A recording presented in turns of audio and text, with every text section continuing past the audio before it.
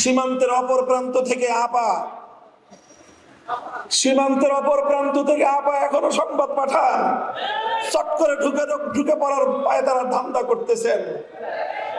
আপা যেখানে আছেন ভালো আছেন, ওখানে থাকেন, আমরা ধরে আনবো সময় মতো। এর আগে ঢুকবার চেষ্টা করবেন না।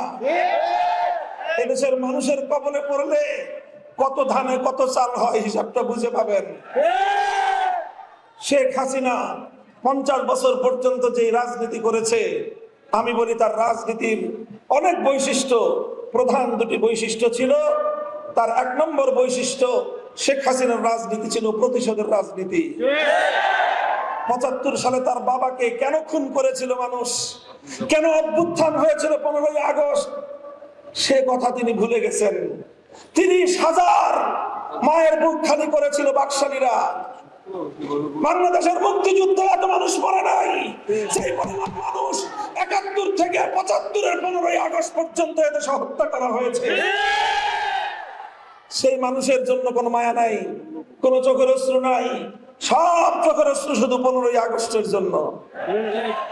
এই বৈষম্য ভালো না।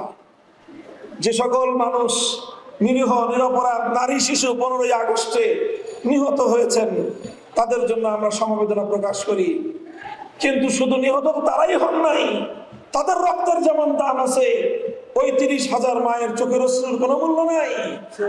যাদের সন্তানদেরকে, তরতাজা তাগড়া তাগড়া যুবকদেরকে তুলে নিয়ে গিয়ে আপনার বাবা হত্যা করেছিল, সিরাজ শিকদারদের জীবনের কোনো মূল্য ছিল না। যাই হোক, পুরাতন হিসাব, ওই হিসাবে আমি যেতে চাই না। 15ই আগস্ট এই অভ্যুত্থানের পর শেখ হাসিনা আন্তর্জাতিক গণমাধ্যমে বলেছিলেন যে জাতি তার বাবাকে খুন করেছে, হত্যা করেছে, তিনি সেই শ্রীলঙ্কা আবারও রপ্তানিতে শীর্ষে, জাতির কাছ থেকে প্রতিশোধ গ্রহণ করবেন। এই ঘোষণার পর 1975-এর 15ই আগস্ট থেকে 2024-এর 5ই আগস্ট, এই 50 বছর শেখ হাসিনা বাংলাদেশে রাজনীতি করেছেন। শেখ হাসিনার এই রাজনীতিটা ছিল প্রতিশোধ গ্রহণের রাজনীতি। তিনি প্রতিশোধ নিয়েছেন বাংলাদেশের জনগণের কাছ থেকে, তিনি প্রতিশোধ নিয়েছেন বাংলাদেশ নামক রাষ্ট্রটার কাছ থেকে। এই দেশটাকে তিনি স্বাধীন রাখতে চান নাই।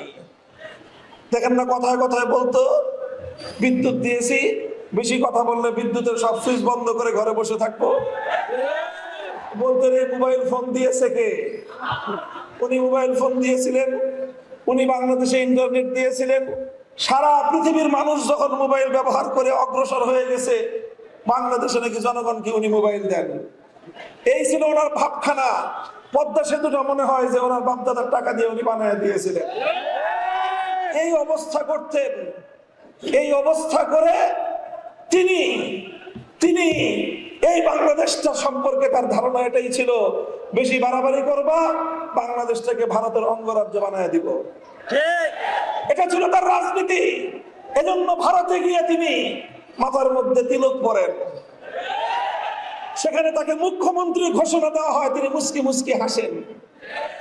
বাংলাদেশের মানুষ সেদিনই বলে দিয়েছিল, বাংলাদেশের ক্ষমতার মস্তদে আমরা স্বাধীন আত্মমর্যাদা সম্পন্ন প্রধানমন্ত্রী চাই, তিলকমণি মুখ্যমন্ত্রী দেখতে চাই না। বিভাজনের রাজনীতি 2024 সালের ছাত্র জনতার অভ্যুত্থানের মাধ্যমে তার বিভাজনের রাজনীতি পরাজিত হয়ে বাংলাদেশের মানুষের মধ্যে অভূতপূর্ব ঐক্য সূচিত হয়েছিল। এই ঐক্যই ছিল বাংলাদেশের আগস্ট বিপ্লবের শক্তি। এই ঐক্যের মাধ্যমে এদেশের মানুষ ফ্যাসিবাদকে পরাজিত করতে সক্ষম হয়েছে। এই ঐক্যটা আমাদের ধরে রাখতে হবে। এই ঐক্য যদি আমরা ধরে রাখতে না পারি, বিএনপি, জামাতে ইসলাম, হেফাজতে ইসলাম, আমরা কেউ এদেশে নিরাপদে থাকতে পারবো না। কারণ শেখ হাসিনা শুধু একা নয়, তার পিছনে লুকিয়ে আছে ওই শক্তি যারা বাংলাদেশটাকে স্বাধীন দেখতে চায় না, যারা বাংলাদেশটাকে বিশ্ব দরবারে মাথা উঁচু করা আত্মমর্যাদা সম্পন্ন জাতি হিসেবে যারা দেখতে চায় না।